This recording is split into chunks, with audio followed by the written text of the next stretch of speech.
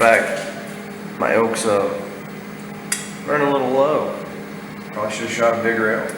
But anyways, for next year, we're hoping to get 2 tags. Maybe I'll come home a little bit more. Don't mind the garage. So what I normally like to do along these sinew lines, I'll take and clean everything up. I've never tried to eat it, so I don't know necessarily that it tastes bad. I would imagine it makes it chewy. And I've always heard Brother Steve Ranella say to cut it out. So, plus Arlo likes the extras that I leave him.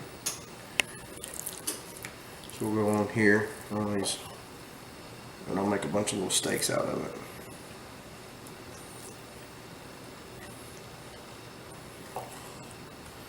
Cut those out. Okay, we got all the elk meat trimmed up. Got them pretty clean. Got them nice little steaks. The way that I normally like to do it, I set my pan here to the side and make sure that it is dry. And then what I'll do is I'll pat dry the rest of the meat. Now it don't have to be perfectly dry, because it will take seasoning better if it is a little damp, but I don't like it to be soaking wet either and then just all the seasoning run off. So what we'll do from here is I'll lay all the meat out in this pan like so. This is the discard pile. That's Arlo's elk meat. I think he's wanting some. Alright, that's what I'll do from here. Let's get it all on this. And we'll get this ready for vegetables.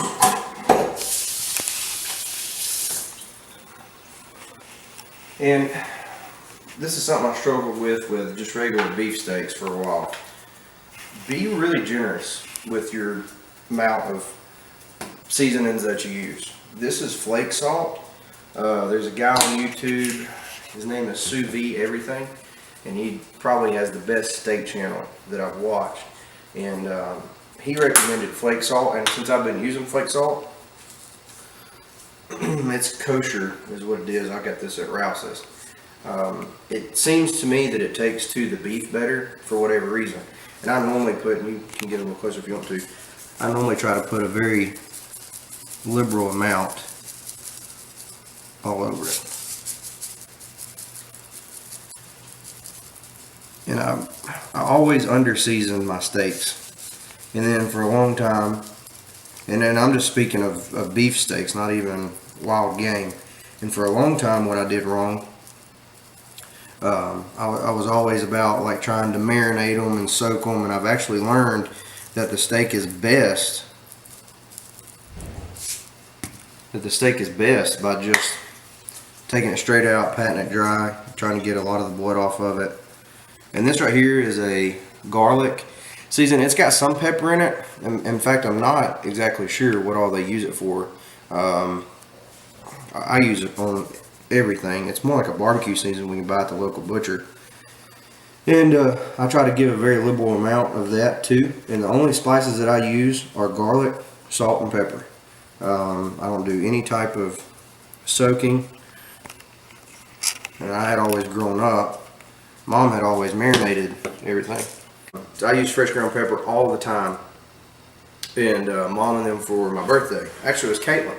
For my birthday got me this because I'd be just sitting over there just twisting and just getting wore out. So anyway, so this is what I'll do. You can make it coarser or finer. And it all depends. Since I've been eating these elk steaks, I try not over pepper them when I eat beef. For whatever reason, I have a tendency to put a lot more pepper than what I do with elk. And I do have a tendency probably with elk to add a little bit more salt. To it. And I don't really know why. So anyways, we'll flip them over like this. Because I normally try not and pull the meat straight out of the refrigerator and then go straight to cooking. The reason I don't do that is because the center of the steak will remain colder, and what will happen is the outsides will cook and then you'll come up with a very uneven cook. So what I've started doing is I'll try to leave the meat out for several hours and try to get it to room temperature. And that way that I can throw it in. And this is with leaner meats. You know, I started doing this with thicker steaks, and I noticed that I had a better cooked steak. And I would imagine probably with any meat that it would be okay to do that. So what I'll do is, y'all have already seen me season, so you see about how I season. So what I'll do is I'll go ahead and season both of these sides. I've got the one side done. And we'll probably let it sit for another, it's 5:43 now, we'll probably let them sit for 15-20 minutes and season it. And normally I try to season about an hour before I cook them. I was outside shooting my bow, so I didn't come in here in time to let them sit for a full hour. Camera I was recording with died, so it's no longer useful. So I got my onions, garlic, thyme, all the meat seasoned, sitting ready to go. I normally have mushrooms, but my wife, the camera lady right there, she refused to go get the mushrooms. Said she had just came back from the grocery store, so no mushrooms. Over here I have this skillet. What I will do is I'll turn the burner on high, I'll get it piping hot, and then I'll turn around, like literally turn around, and then I'll dump a little bit of olive oil in it. Once I get the olive oil in there, I'll wait till it starts smoking a little bit, and I just like to get just a little bit of olive oil, not a whole lot. And then what we'll do from there, here it is. I'll start adding butter, I'll start adding the thyme, and then I'll start adding the garlic.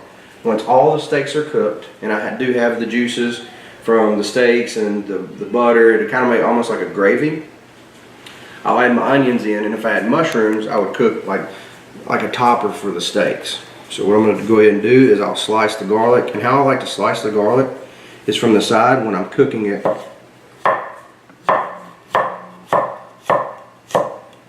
And I mean, I'm not saying that this is the way that it has to be done. I'm just saying this is the way that I do it, and when I'm cooking it with steaks, I don't like to mince it. I would prefer it to be sliced. And no, I have not cut my finger yet. And yes, Gordon Ramsay has emailed me about a job. So what I'll do is I'll get that sliced up, and I'm not going to sit here and make you watch me slice every one of these. And I'll take it and I'll slice my onions up this way.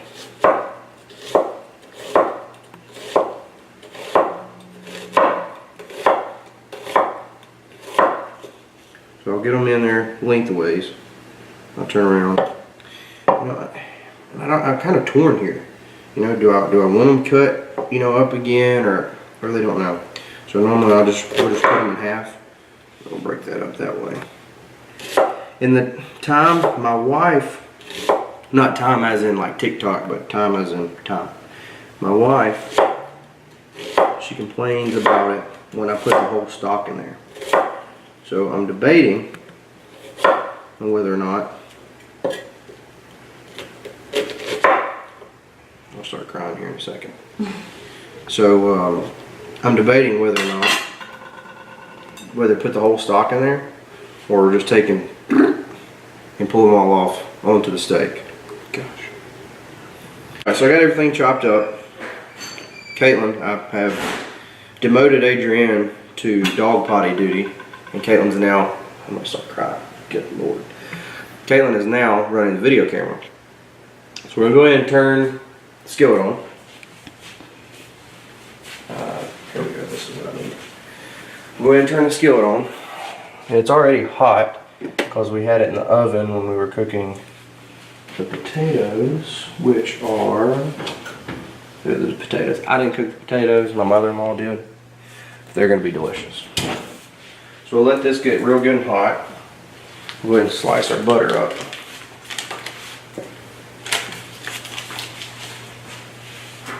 Fancy garbage can.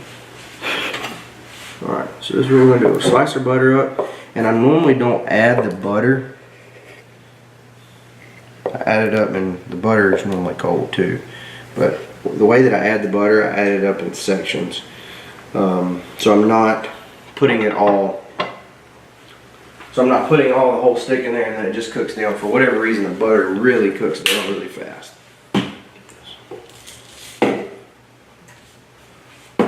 So we'll go ahead and add the olive oil, and we'll wait till it starts smoking.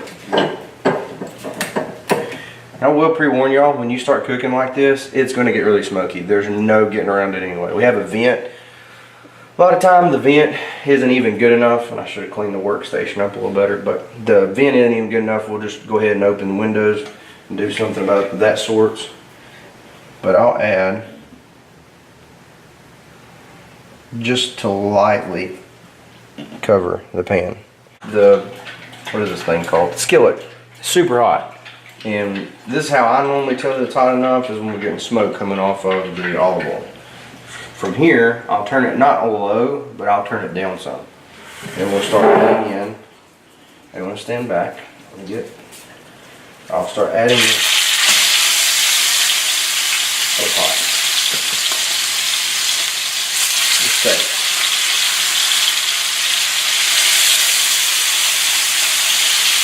I really don't have a time frame on how long I let them cook. 1, 2, 3, 4, 5. Let's put one more small in. Okay.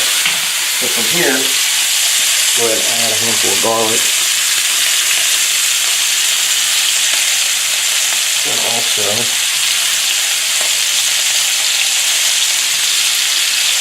little bit of the butter.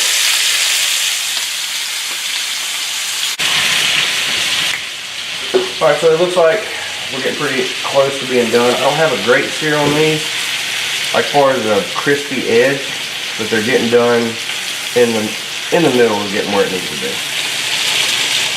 I'll see what we'll do. Let those sit for just a second.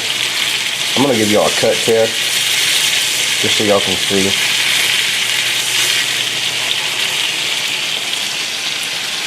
Alright, that one's done. And I try to cook every little piece. I mean, it's all really good. I mean, you're not gonna, when you're eating elk, you're not gonna get no big 16 ounce, 20 ounce, you know, ribeye.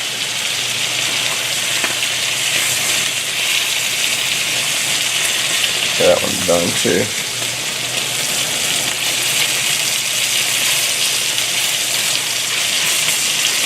Alright, this one's done too. Put this one more time. Alright, so what we'll do is we'll take this piece. We'll come over here. I'll bring it over to the front so y'all can see.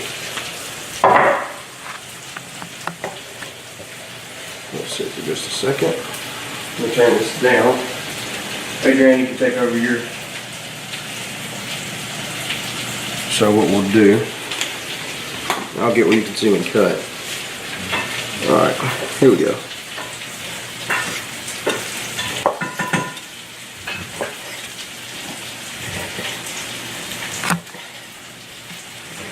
And I would consider that probably, I don't know, let's say medium rare to a slight medium. Put that right there. Should be a pretty nice shot. And the way, I don't eat it with ketchup or nothing like that. Well, growing up, I always ate ketchup with everything. And this just turns out to be, it's super tender. Man, the flavor, I don't really know how to describe it. This is probably the best meat you've ever had in your whole life. The way that, get something to drink.